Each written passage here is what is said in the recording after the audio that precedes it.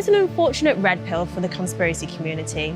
Whole sections of your worldview have been ripped off from random bits of pop culture trash. Hollywood blockbusters, daytime TV, pulp novels, and kids' comic books. First step foot upon the moon. Reptilian entities are behind this manipulation of human society. Where conspiracy theories and pop culture meet. Let's start right at the top with conspiracy superstar David Icke. Icke was briefly a professional footballer. Then in 1991, he appeared on a British talk show wearing a turquoise tracksuit and declared he was the Son of God. You claim to be the Son of God. Mm-hmm. Is that true? Yes, you see, the thing is that it's quite funny, really. He's now spent 30 years developing various theories, all underpinned by the essential belief that a race of shape-shifting, pan-dimensional lizard men have been secretly controlling the destiny of the human race. He's sold millions of books, can fill concert halls with thousands of paying fans on speaking tours. In a recent interview in which he declared coronavirus was a hoax had over 8 million views by the time YouTube removed it. But there's a problem here. I mean, there's many problems here, but a major one is that his whole fundamental theory is pretty much stolen straight from the plot of a 1980s TV show. The show V ran in the US and the UK in the 80s. It's pretty good. Basically, aliens arrive on Earth. They look just like us. Initially, they offer technological improvements, gaining the trust of the humans. But the heroes then discover that they're actually giant lizards disguising themselves in humanoid costumes, planning to enslave our planet, replace our leaders, and harvest us for food.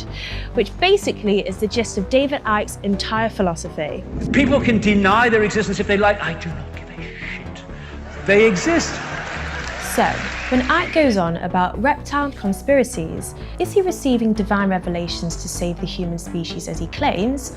Or are these the half-remembered dregs of a TV show he saw shortly before he announced himself the Son of God? It's impossible to say for sure, but we do know Icke is a V fan. He said before that he thinks that the show got a lot of things right. Tranquility Base here. The Eagle has landed. After the JFK assassination, the Apollo moon landing became the second great hit of the 1960s conspiracy theory. You can see why. It's one small step for man, one giant leap for mankind. Imagine a world before walking on the moon. Such a thing would have seemed unreal, magical, unbelievable, perhaps even faked as a bit of Cold War propaganda. Neil Armstrong did not land on the moon. A government lie landed on the moon. This is the stupidest thing I've ever heard, man. It's like so stupid. The very year Buzz and Neil landed on the moon, 1969, the idea of fakery was already being played out by Hollywood in the filming of a fake moon landing clumsily featured in the worst Sean Connery Bond film, Diamonds Are Forever. Then in 1979, Capricorn 1, a hit thriller about a faked Mars mission, came out. There's only one small catch. It never happened.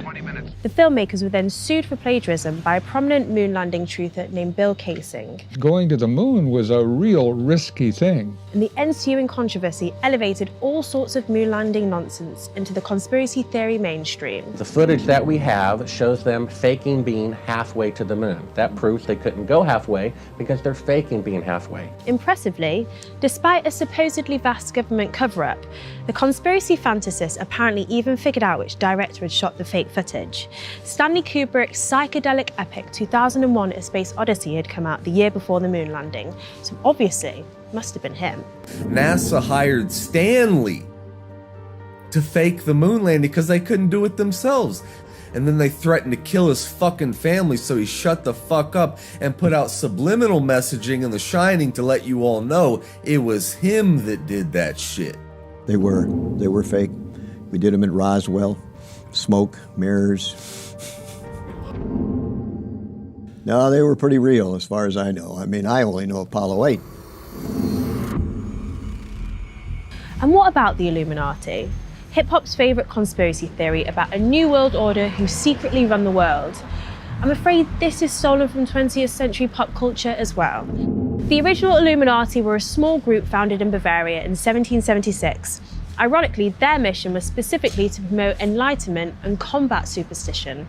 They never had more than a few hundred members and were basically done by the early 1800s. Well, Illuminati real. You know what I'm saying? Once you hit your peak at a certain level, the crazy part about it is, where was Lil Durk at? And he did a video, people not paying attention. Hold on, Grandma, I'm gonna get you something to eat right now, okay? But they did have kind of a cool name, or so thought Lord Omar Khayyam Ravenhurst, who, to be fair, knew a thing or two about cool names. He was a hippie satirist, born Kerry Thornley, who in the 1960s teamed up with Playboy writer Robert Anton Wilson to troll the world.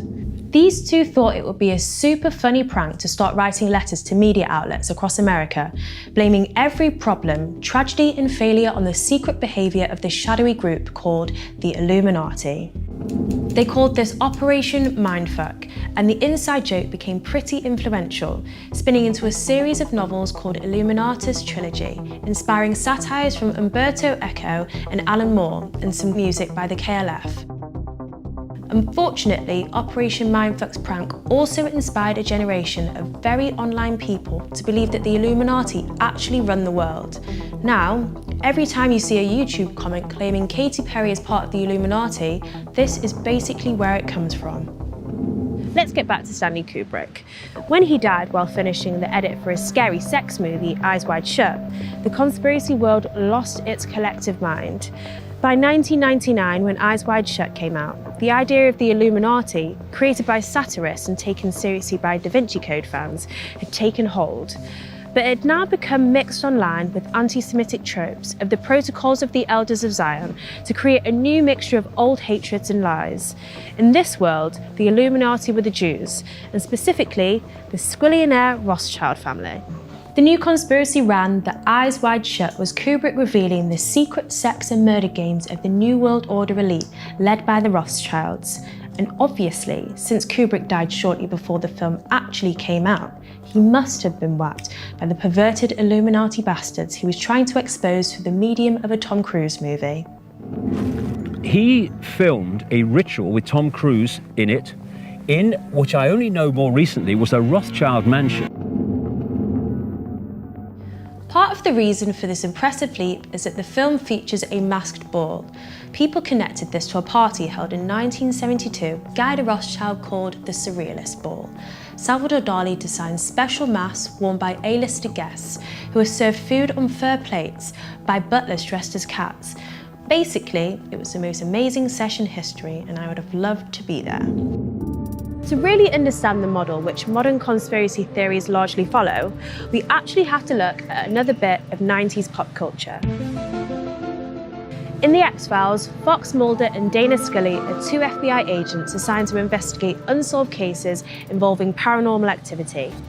Week after week, episode after episode, Mulder and Scully find themselves going deeper and deeper into, guess what, a massive government conspiracy which, guess what, involves an alien race infiltrating positions of power on Earth using, guess what, a virus to infect and control their human host. The story has to escalate, it can never resolve, because no resolution could ever be satisfactory for the scale of the questions being asked.